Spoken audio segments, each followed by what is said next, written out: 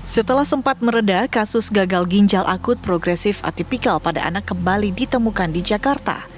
Kepala Seksi Surveillance Epidemiologi dan Imunisasi Dinas Kesehatan DKI Jakarta mengungkapkan 2 temuan kasus gagal ginjal akut progresif atipikal pada anak berusia 13 bulan dan 7 tahun di 2 wilayah, yakni Jakarta Timur dan Jakarta Barat.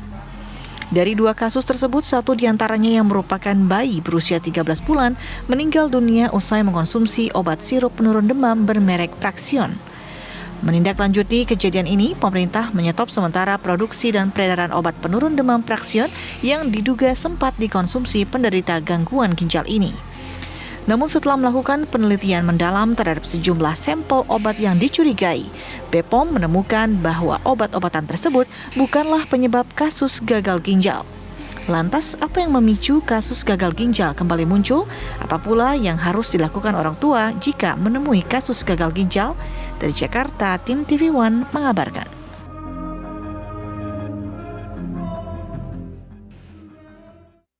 Sampel sirup dan bahan baku yang telah tercantum pada butir sebelumnya telah diuji di Laboratorium Pusat Pengembangan Pengujian Obat dan Makanan Badan POM. Sebagaimana tadi disampaikan bahwa hasil pengujian menunjukkan bahwa seluruh sampel yang diuji memenuhi syarat. Artinya, sirup obat memenuhi persyaratan ambang batas asupan harian sehingga aman digunakan sepanjang sesuai aturan pakai. Ya, sebenarnya pertanyaan kita bersama ya, kenapa akhirnya muncul lagi nih ada informasi mengenai gagal ginjal akut yang juga melanda wilayah Indonesia dan juga diakibatkan diduga oleh obat-obatan begitu ya, Vi. Ya. Masih beredar juga di pasaran, kabarnya ini salah satu merek obat yang juga termasuk dalam 508 obat yang diperbolehkan oleh Badan POM beredar di pasaran. Ya, tapi saya tadi sempat terketuk ada istilah sempat ya tadi kan. Nah, berarti artinya sekarang sudah dibebaskan kembali untuk dipergunakan. Nah, coba nanti kita tanya kepada konfirmasi ya kepada Kementerian Kesehatan. Betul. Karena sudah bergabung bersama kami juga, ini ada Pak M. Sahril, juru bicara dari Kementerian Kesehatan Republik Indonesia. Selamat pagi. Assalamualaikum, Selamat pagi, Pak Sahril. Assalamualaikum. Selamat pagi, waalaikumsalam warahmatullahi wabarakatuh. Salam sehat. Salam sehat. Dan di studio juga sudah ada Mbak Siti Habibah. Mbak Habibah, ini tim advokasi keluarga korban gagal ginjal akut. Selamat pagi, assalamualaikum. Ya, selamat pagi, waalaikumsalam warahmatullahi wabarakatuh. Terima kasih sudah berkenan hadir. Saya mau ke Mbak Habibah dulu. Ini berarti ada tim kuasa hukum yang tidak hanya menangani satu korban ya? Betul. Ada berapa korban Mbak yang ditangani oleh tim Anda?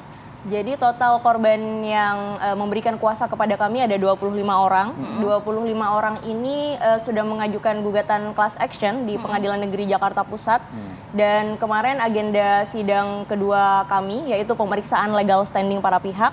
Tetapi yang membuat saya miris di sini adalah para pihak ini tergugat dalam hal ini itu tidak begitu mementingkan perkara sehingga banyak di antara mereka itu yang tidak hadir. Hal ini kemudian menyebabkan sidang kami pemeriksaan legal standing ini berlarut-larut sampai hari ini. Siapa saja itu?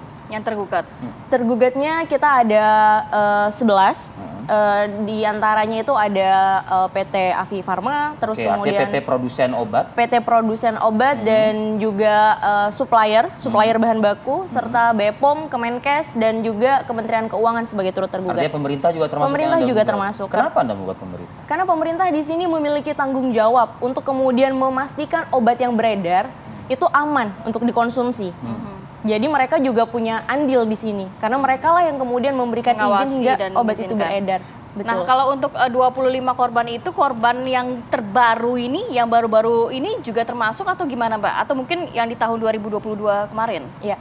Jadi 25 keluarga ini adalah korban tragedi obat beracun pada tahun 2022. Jadi untuk yang 2023 belum ada yang masuk ke kami, tapi kami juga sudah sempat mengkonfirmasi untuk pasien-pasien baru ini. Oke. Saya ke Pak Syahril gitu. Pak Syahril, kami minta pernyataan yang terbaru lah gitu ya. Mumpung kita pagi ini bisa berbincang dengan Pak Syahril, Pak.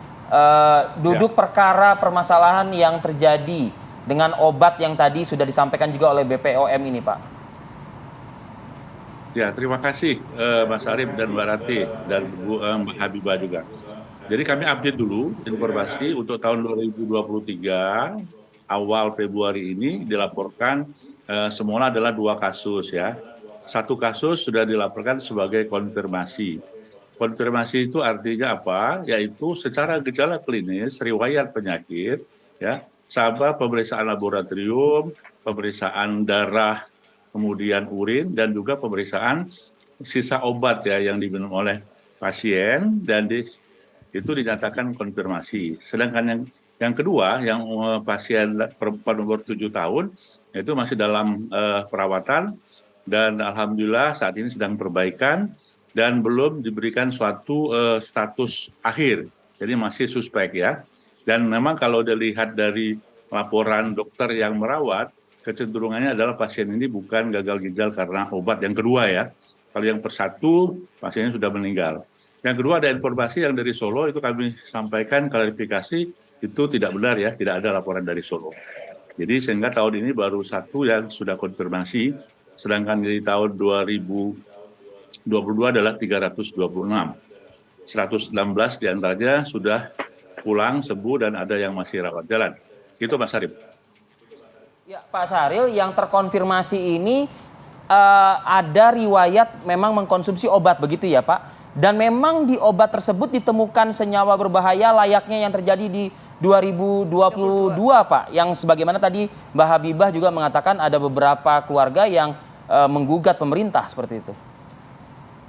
Ya, jadi begini. Jadi gagal ginjal akut ya, yang progresivitas atipikal ini kan sebetulnya penyebabnya banyak ya. Gagal ginjal akut itu banyak. Bisa infeksi, bisa dehidrasi atau kekurangan cairan. Biasa pada pasien yang muntaber ya. Kemudian ada pasien yang perdarahan banyak dan juga ada yang kongenital. Nah, terakhir karena intoksikasi atau keracunan. Nah, yang kemarin merebak di tahun 2022 itu kita setelah menyingkirkan semuanya, maka kita bersepakat mengatakan bahwa pasien gagal ginjal itu karena keracunan atau intoksikasi obat. Nah, untuk yang tahun 2023, dari 2 kasus, yang 1 konfirmasi, gejala yang disampaikan, riwayat penyakitnya, kemudian hasil laboratorium, kemudian juga ada pemeriksaan sampel itu, memang ada konfirmasi. Nah, kami sepakat dengan Badan POM juga, bahwasanya ini harus ditindaklanjuti lebih detail. Apakah betul karena obat yang dikonsumsi yang dikatakan oleh Badan POM ternyata masih di ambang batas, tentu saja ini kita butuh penyelidikan lebih lanjut dan memang harus disampaikan secara terbuka kepada publik ya. Pak Syahril, begini, posisinya adalah obat yang bermerek tersebut ini termasuk obat yang boleh diedarkan oleh Badan POM, termasuk 500 obat yang diizinkan edar. Bahkan di salah satu pasar penjualan obat-obatan di Indonesia mempertanyakan kok sampai dengan saat ini kan sudah ada 1 pasien yang memang meninggal dunia. Kenapa obat tersebut, salah satu contoh kita ambil di Pasar Pramuka, pedagang menyatakan kok belum ada obat tersebut ditarik dari pasaran, Pak? Masih diperdagangkan lah. Masih diperdagangkan. Jadi sebetulnya setelah diumumkan pasien meninggal karena konfirmasi, kita bersama Badan POM juga pada saat tanggal 5 kemarin, ya tanggal 6 diumumkan, itu sudah menyetop pemakaian, distribusi, dan juga menarik semua peredaran obat yang bermerek Praxion itu. Dan dibantu juga oleh PT yang bersangkutan untuk secara sukarela menariknya. Jadi sudah diumumkan. Itu respon cepat dari Kementerian Kesehatan juga Badan POM dan bersama Ikatan Dokter Anak Indonesia bahwa saja pemakaian obat yang bermerek Praxion itu kita hentikan sementara sambil menunggu pengumuman atau pemeriksaan lebih lanjut. Jadi secara serentak ya tanggal 6 itu dan itu memang masuk dalam 508 obat yang dipublish oleh Badan POM aman ya. Jadi Pak Syahril, yang bisa saya tangkap dari pernyataan Bapak ini, dokter saja saat ini sudah mendapatkan arahan juga dan sudah tidak meresepkan lagi ya obat yang dimaksud begitu ya, untuk pasien anak begitu ya Pak. Artinya juga masyarakat diminta untuk sejak tanggal 6. Masyarakat diminta untuk kooperatif untuk tidak membeli secara bebas kan gitu kan ya? Ya. Jadi untuk berhati-hati, artinya obat itu kan di stop nih sementara ya. Sementara sambil menunggu pengumuman lebih lanjut dan diharapkan semua dokter, fasilitas pelayanan kesehatan termasuk penjualan obat-obat itu supaya tidak menggunakan atau menjual obat itu lagi.